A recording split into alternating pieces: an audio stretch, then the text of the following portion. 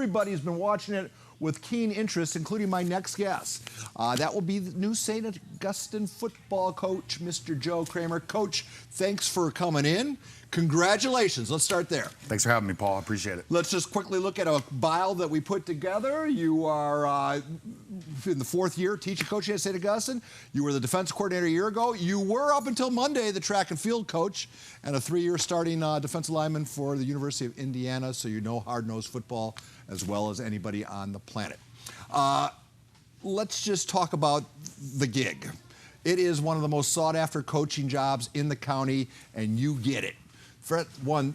With it comes pressure and expectations, but also has to be a certain sense of accomplishment too, right?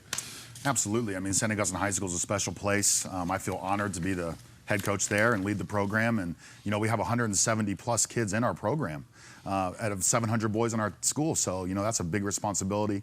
I don't take it lightly. I do think it's an accomplishment to get the job, but, you know, just got to get to work now and make sure we're successful. Coach, I'll tell you why I know it's such an accomplishment, because I know a dozen coaches, well-respected coaches, that either inquired about it or kind of sniffed around through us. So I know who was looking at that job and who you beat out.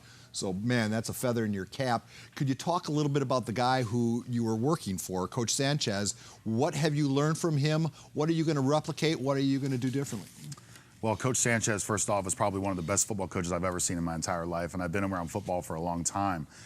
What I learned from him is building relationships, right, with players, administration, families, and then the X's and O's. I thought I knew football before I showed up to Saints, and then he started putting me on the board and really seeing what I knew, and I realized I didn't know much. So I said, well, it's time to get to work, and I owe a lot of this to him. He really was a great mentor to me.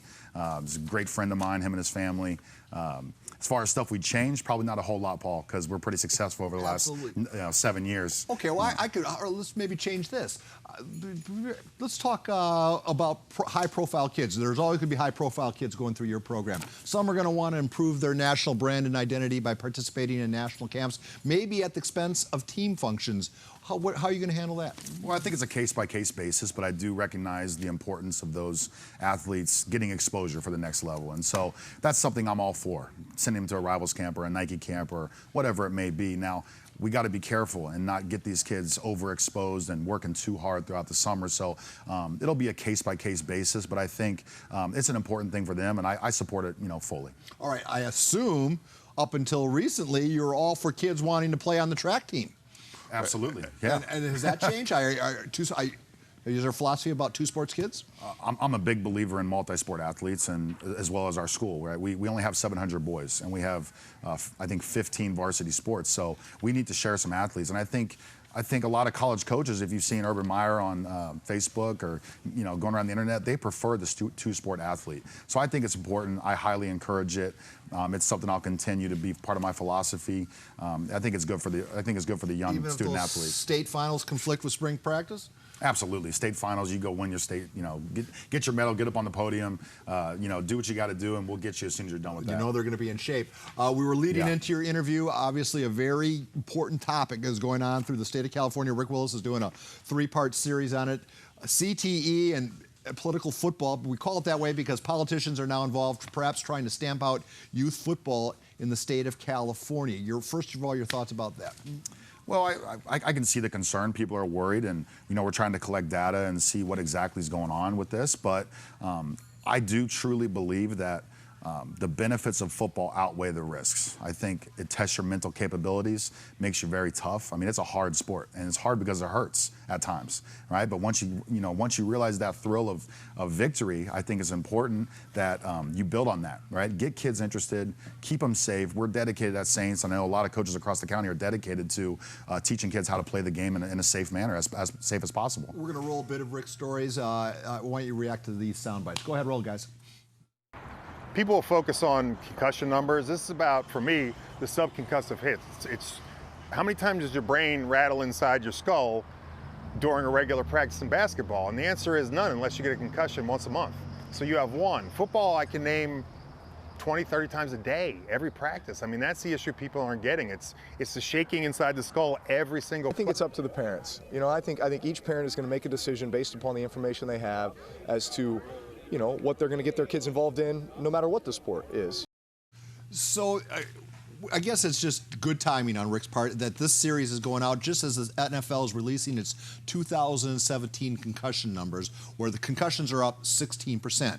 Now, some people are going to say the game is getting more violent. Others are going to say they're just recording it better. My question to you is what's the problems that the NFL are having? Are they kind of washing down on you, and are people overreacting at the high school level because of what's going on in the NFL? Well, I wouldn't say they're overreacting. I see that they're concerned. And I think CIF has taken some good steps recently to institute an 18-hour rule.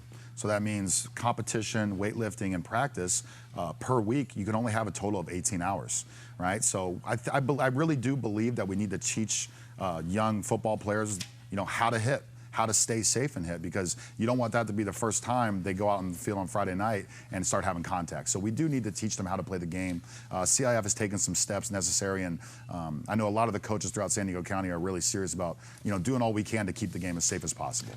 Politicians, I know they're well-meaning, but more than often, especially in this state, where they're trying to do something in their eyes good, and they make it worse. Are you concerned that by eliminating youth football, just like you said, they're not going to learn the sport as well, and consequently they're going to be more at risk for injury?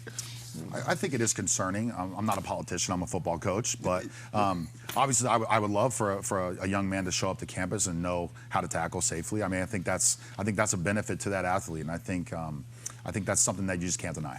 Down in East Lake, Coach Dean Trupp has announced that he's stepping down for health and family concerns. As a father of a 1-year-old, well, how do you balance the time-consuming gig that you've just accepted with raising a family? Well, I'll tell you what, I owe a lot of it to my wife, Maggie. She's very supportive of me being a football coach, and she actually got me into football after college. I was selling some life insurance and doing, sales jobs here and there, and she said, why don't you get back into football? And I don't know if she knew what that meant at the time. It's a lot of time, but she's been very supportive, and there's no way of getting around it, Paul. You have to work hard to win football games, and that's what we do at Saints. You can appreciate Coach Dean as far as his. Sometimes you just got to step away from it, right? At some point. Absolutely. All right. Well, hey, Coach. Thank you, Paul. We appreciate your time. Coming up tonight on the ASR, we're going to have results of the Battle of the Fan Voting. Hope you tune in for that. We'll also have a bunch of playoff games coming your way as our last big night of prep playoff coverage coming up tonight on the All Sports Report. That is it for our end of things. I send it back to my esteemed colleague, Sandra Moss.